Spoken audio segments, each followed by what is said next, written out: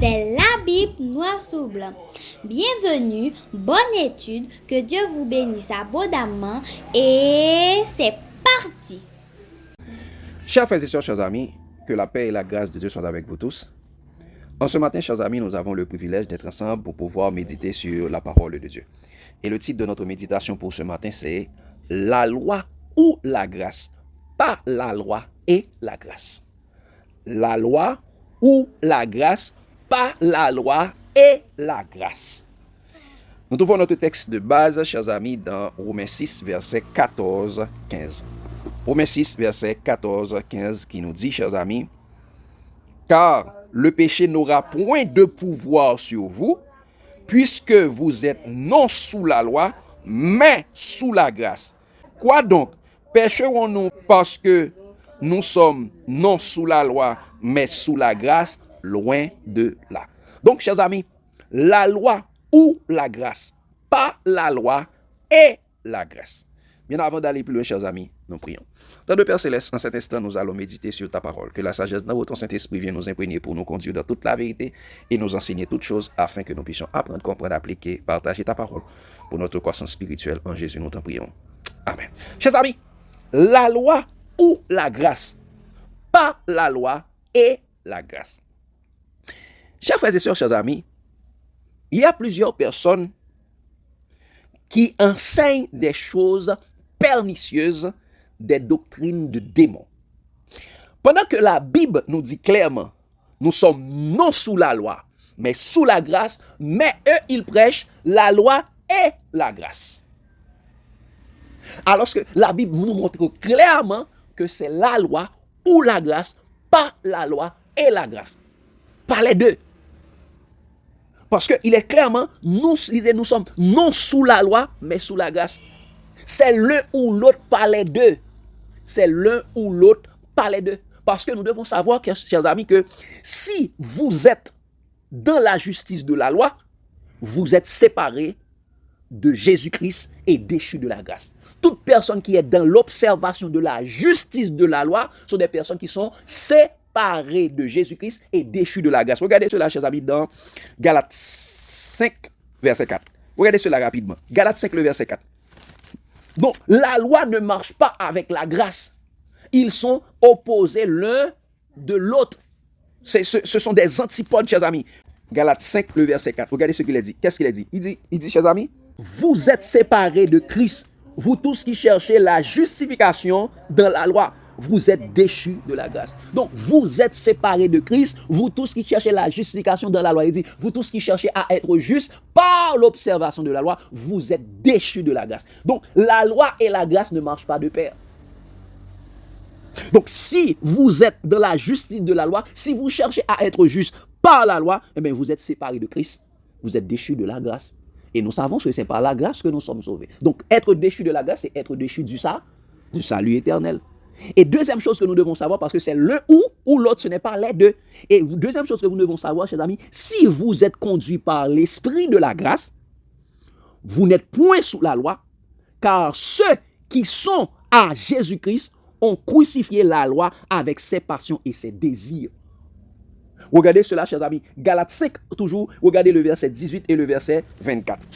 Toujours Galates 5, verset 18 et verset 24. Regardez ce qu'il a dit, chers amis. Tout ça.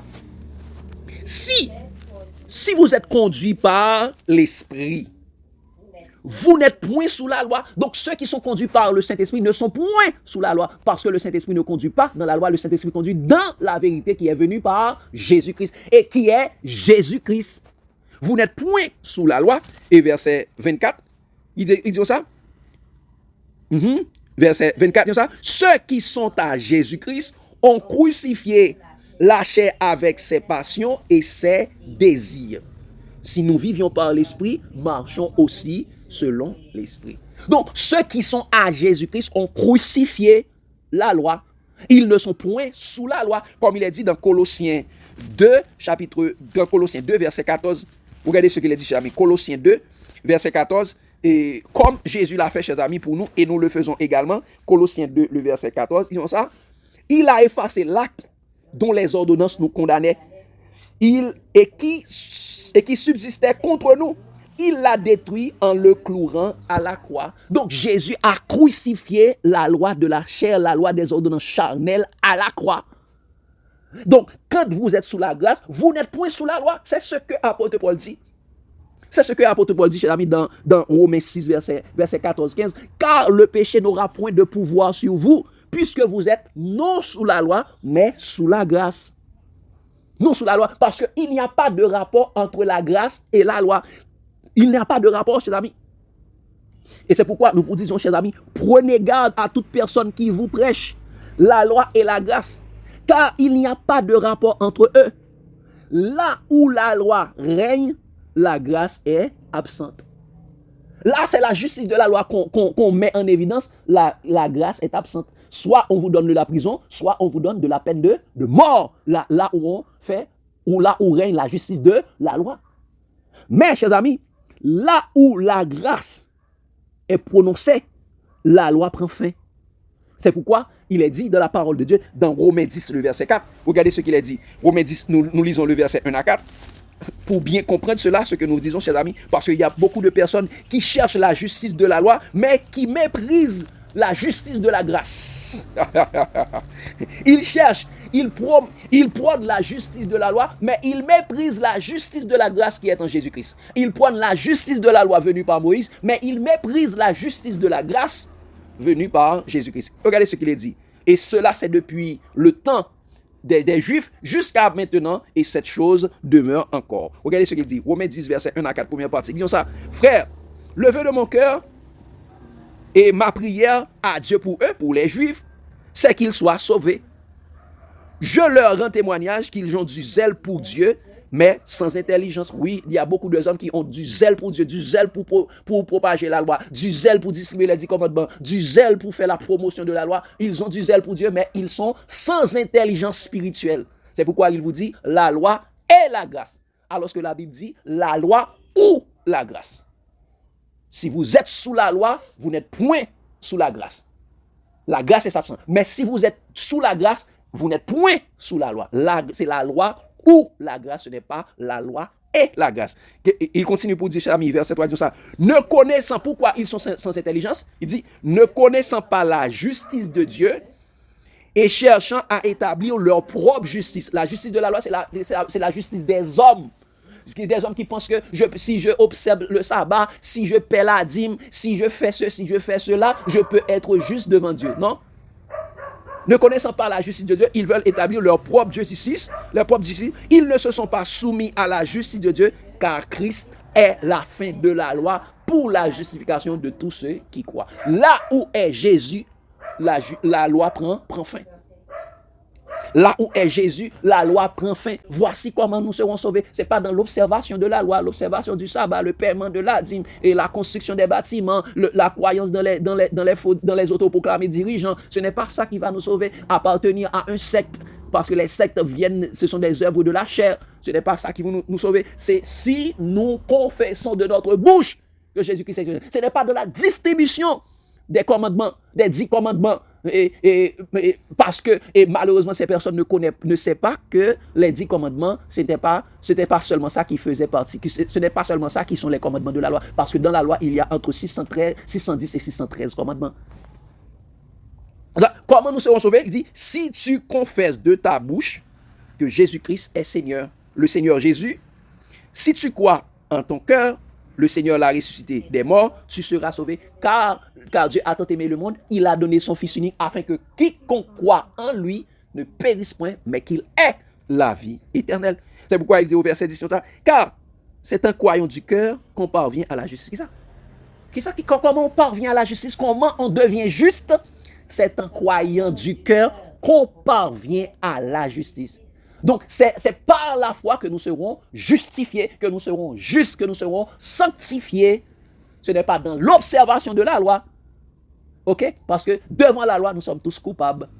C'est en croyant du cœur qu'on parvient à la justice. Et c'est en confessant de la bouche qu'on parvient au salut. C'est en confessant de la bouche qu'on parvient au salut, selon ce qu'il est écrit, selon ce que dit les Écritures, quiconque croit en lui ne sera point confus. Si nous croyons, parce qu'il n'y a de salut en aucun autre, car il y a sous le ciel aucun autre nom qui a été donné parmi les hommes par lequel nous devons être sauvés. Ce nom, c'est Jésus. Ce nom, c'est Jésus. Donc, chers amis, nous devons savoir que c'est la loi ou la grâce. Ce n'est pas la loi et la grâce.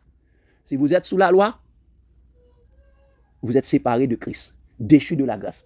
Si vous êtes sous la grâce, eh bien, la loi prend fin, car Christ est la fin de la loi pour la justification de tous ceux qui croient. Donc, prenez garde à toute personne qui vous prêche la loi et la grâce. Ces choses ne marchent pas de pair. Et il y a également des personnes qui vous prêchent la grâce, mais qui sont encore sous la loi. Des personnes qui vous prêchent la grâce, ils sont dans la construction de bâtiments, toujours la loi. Ils sont dans le paiement de la dîme, toujours la loi. Ils sont toujours dans la construction des hôtels, toujours la loi. Ils sont toujours dans les fêtes, fêtes tabernacle, fêtes moissons, fêtes Pâques, toujours la loi. Ils sont toujours dans les chefs de 10, chefs de 100, chefs de 1000. Ils sont toujours pasteurs, alors que dans la grâce, il y a un seul pasteur. Donc, c'est ça. Prenez garde à toute personne qui vous prêche la grâce sans être sous la grâce. Qui sont encore sous la loi. Et il y a des personnes qui vous prêchent la loi et la grâce, mais ils ne savent pas que la loi et la grâce ne marchent pas de pair. La loi est-elle ennemie de la grâce et la grâce ennemie de la loi? Que dit la parole de Dieu? Dans Tite 2, versets 11 et 12, nous voyons bien que il est écrit que la grâce, source de salut pour les hommes, a été manifestée et nous invite à renoncer à l'impiété et aux convoitises de ce monde. Et puis, ce qui est encore écrit, c'est qu'elle nous enseigne à vivre dans ce siècle présent et selon la sagesse, la justice et la piété. Mais si la grâce nous invite à vivre selon la sagesse et la justice, qu'est-ce que la justice? Psaume 119, verset 172 dit « Ta loi est justice ».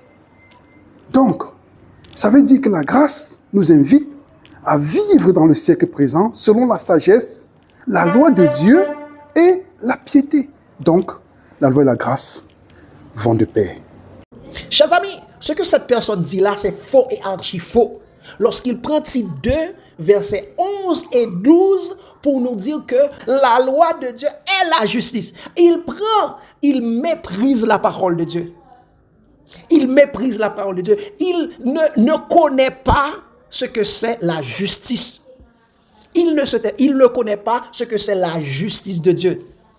C'est une personne qui veut être, comme a dit l'apôtre Paul, dans 1 Timothée et 1er verset 5 à continuer. C'est une personne qui veut être docteur de la loi, qui ne connaît pas ni ce qu'il dit, ni ce qu'il affirme. C'est un ignorant spirituel, un ignorant religieux qui est aveuglé par le Dieu de ce siècle. Parce que, regardez ce qu'il a dit. Il nous dit, montre que la loi est la justice. Regardez ce même apôtre Paul dit dans Romains 3, verset 21-22. Romains 3, verset 21. Il dit, chers amis, mais maintenant, sans la loi, est manifestée la justice de Dieu.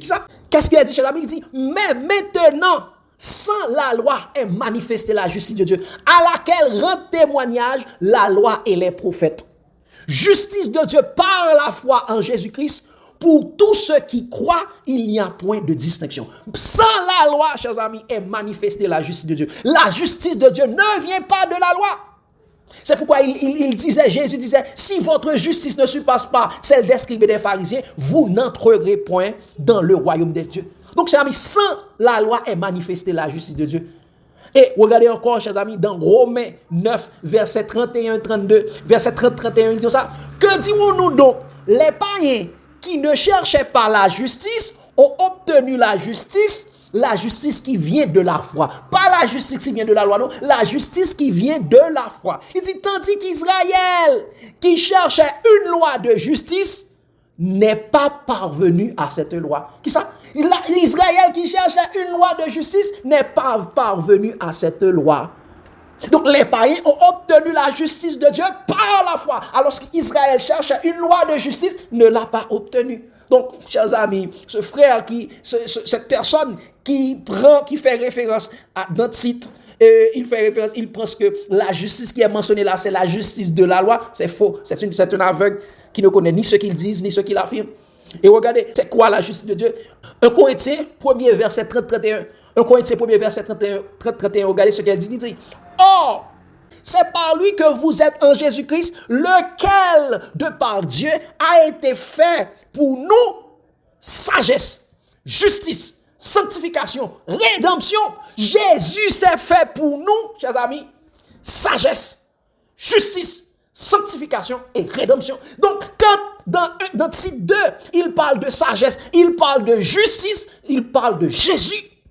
Il parle de Jésus, chers amis. Jésus s'est fait pour nous sagesse, justice, sanctification et rédemption. Dit, afin, comme il est écrit, que celui qui se glorifie dans le Seigneur. Que celui qui se glorifie en Jésus-Christ. Ce n'est pas dans la loi.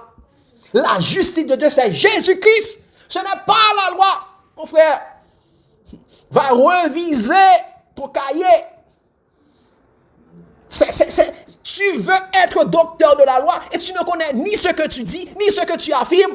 Frère, la justice de Dieu n'est pas la loi. C'est pourquoi il est dit dans 2 Corinthiens 5, le verset 21, il dit ça. Celui qui n'a point connu le péché, il s'est fait devenir péché pour nous, afin que nous devenions en lui justice de Dieu. C'est lorsque nous sommes en Jésus que nous serons justice de Dieu. C'est la loi ou la grâce, pas la loi et la grâce, mon frère. Parce qu'il est écrit clairement, Paul le dit clairement dans Romains 6, verset 14-15, car le péché n'aura point de pouvoir sur vous, puisque vous êtes non sous la loi, mais sous la grâce. Quoi donc pécherons-nous parce que nous sommes non sous la loi, mais sous la grâce? Loin de là. Donc, chers amis, il n'y a pas de rapport entre la loi et la grâce. C'est la loi ou la grâce, pas la loi et la grâce. Frère, reprends-toi. Vous pouvez partager ça avec lui. Dis-lui de se repentir, chers amis. C'est pas ça. Ce sont des hommes qui veulent être docteurs de la loi. Ils ne connaissent pas ni ce qu'ils disent, ni ce qu'ils affirment. Ce sont des aveugles religieux. Donc c'est la loi ou la grâce, pas la loi et la grâce. Question, lumière et suggestion, chers amis. Est-ce que nous comprenons? Est-ce que vous comprenez la subtilité de la chose, la gravité de la chose, ou bien l'importance de la chose? C'est la loi ou la grâce. Ce n'est pas la loi et la grâce. Les deux ne marchent pas ensemble. Question, lumière et suggestion, chers amis. Question, lumière et suggestion. Pas de problème, chérie. C'est parce que pour jusqu'à présent, j'ai l'impression que ça fait, il y a fait discussion pour question loi avec grâce.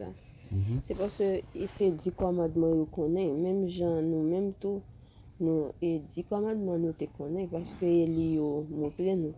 Parce que et on va prendre tout pour ta retourner pour ta les commandements parce que souvent fois yo dit et Jésus c'est sa cérémonie là il était cloué mais au fond ou la Bible pas dit ça. La Bible pas dit ça, il dit les clouer la loi là quoi, il pas spécifié, il pas dit, il pas dit mais qui loi te clouer parce qu'il dit la loi. Il te dit que s'il t'a cloué et pas sacrifice, c'est pas ça yo qu'on dit et faut te gagner ceci pour te faire sacrifice, c'est pas lui parce que la loi les loi pli non côté yo ba loi yo dit si ou pas fait tel bagaille ou mériter la mort. C'est la mort ça au bon Jésus vient prendre il va faire ba cérémonie lui même surtout adventiste ça dit il va ça parce que c'est pas il va lui-même la loi il gagne une règle si ou pas fait tel bagaille il a traîné hors du camp pour la vidéo Jésus lui-même il vient prendre la mort pour nous mais malheureusement il y a un pile monde yo prend et pas faute yo prend 10 commandements parce qu'il y a des belles paroles qui dit dans 10 commandements pour yo belle parole comme ça pas ta aboli mais yo pas connaît conséquences malheureusement. Et ce que tu as dit, Faye, c'est très important, très intéressant. Beaucoup de personnes ne savent pas ce que c'est la loi. C'est pourquoi dans la Bible, dans 1 Timothée 5, il a dit, plusieurs veulent être docteurs de la loi, ils ne savent ou bien ils ne comprennent ni ce qu'ils disent, ni ce qu'ils affirment. Ils ne connaissent pas ce que c'est la loi. Il prend les 10 commandements pour la loi, alors que la loi avait 613 commandements. Parce que il avait, et dans la loi, on avait donné les 10 commandements étaient écrits sur la pierre. Il y avait également les livres de la loi. Les 10 commandements étaient dans l'arche de l'alliance.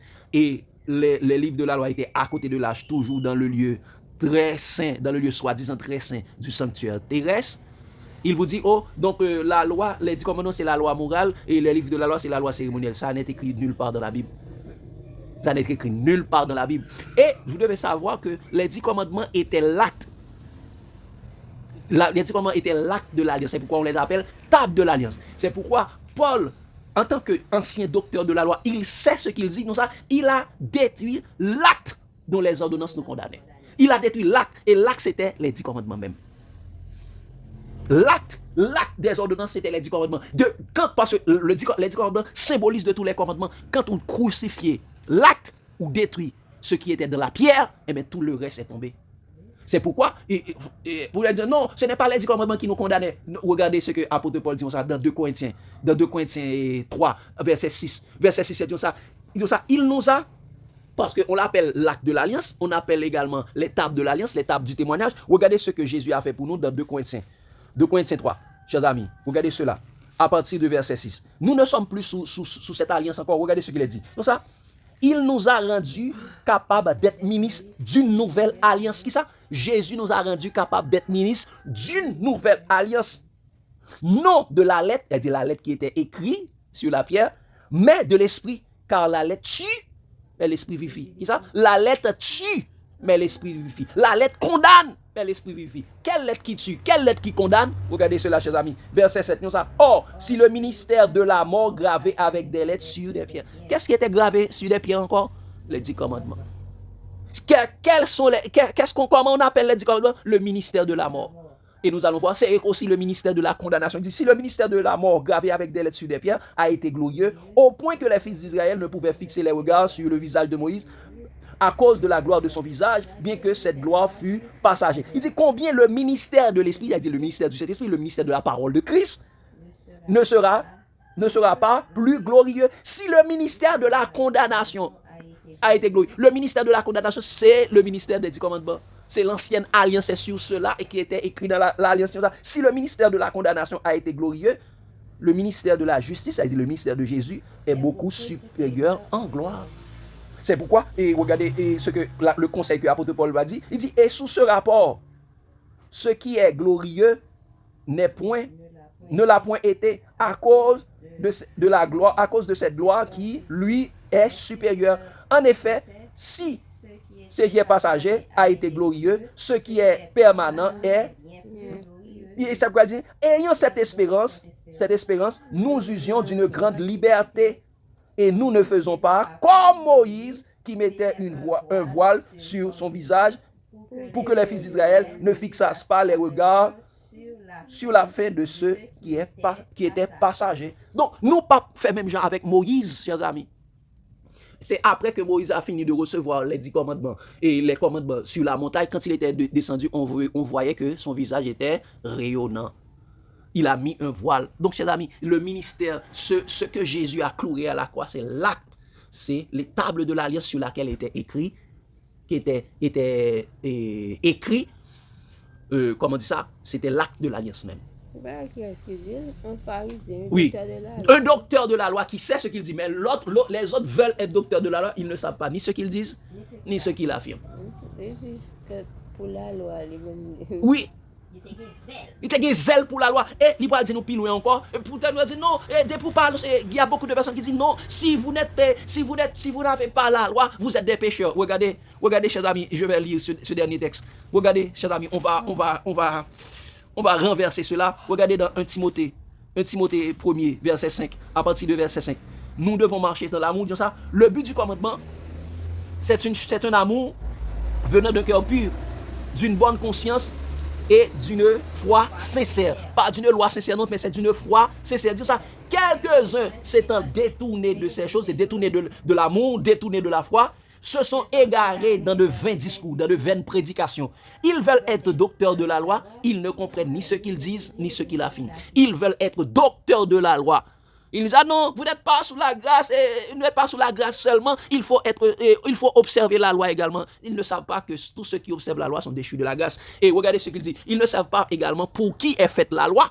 Regardez ce qu'il dit au verset 8, comme ça. Nous n'ignorons pas que la loi est bonne. Mais dans quel sens? Il dit, nous n'ignorons pas que la loi est bonne pourvu qu'on en fasse un usage légitime. Quand est-ce que la loi est bonne et qu'on en fasse un usage légitime? Regardez cela, chers amis. Sachant bien que la loi n'est pas faite pour le juste. Donc la loi n'est pas faite pour le juste. Qu'est-ce qui est fait pour le juste? C'est la loi, c'est la grâce.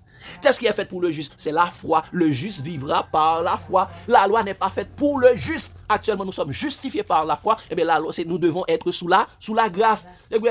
Mais pour qui la loi est faite? La loi est faite pour les méchants, les rebelles, les impies, les pécheurs, les irréligieux, les profanes et les parricides, les meurtriers, les impudiques, les infâmes, les voleurs d'hommes, les menteurs, les parjures, et tout ce qui est contraire à la saine doctrine. La saine doctrine, c'est la doctrine de Christ. Il dit conformément qui ça? À l'évangile. Donc la saine doctrine, c'est la doctrine qui est conformément à l'évangile que Jésus a prêché. L'évangile de la gloire de Dieu. Bienheureuse évangile qui m'a été confié. Donc c'est ça, chers amis, nous devons comprendre. C'est la loi ou la grâce. Ce n'est pas la loi et la grâce. Car Christ est la fin de la loi pour la justification de tous ceux qui croient. Nous ne sommes, comme il est dit, chers amis, car le péché, quand nous sommes sous la grâce, le péché n'aura point de pouvoir sur nous, puisque nous sommes non sous la loi, mais sous la grâce, parce que la loi, c'est la puissance même du péché. Quoi donc pécherons-nous, puisque nous sommes non sous la loi, mais sous la grâce? Loin de là. Quand vous êtes sous la grâce, le péché a pris fin dans ta vie. Si tu veux remporter la victoire, si tu veux remporter la victoire sur le péché, viens sous la grâce. Et quand tu es sous la grâce, tu es conduit par Jésus. Et est-ce que Jésus avait péché? Non. Donc vous allez marcher dans la justice. Que Dieu vous bénisse abondamment, chers amis. L'amour de Christ nous presse. Amen. C'était la Bible noir sous blanc. N'hésitez pas à aimer, abonner, commenter et partager. Bye et à la prochaine.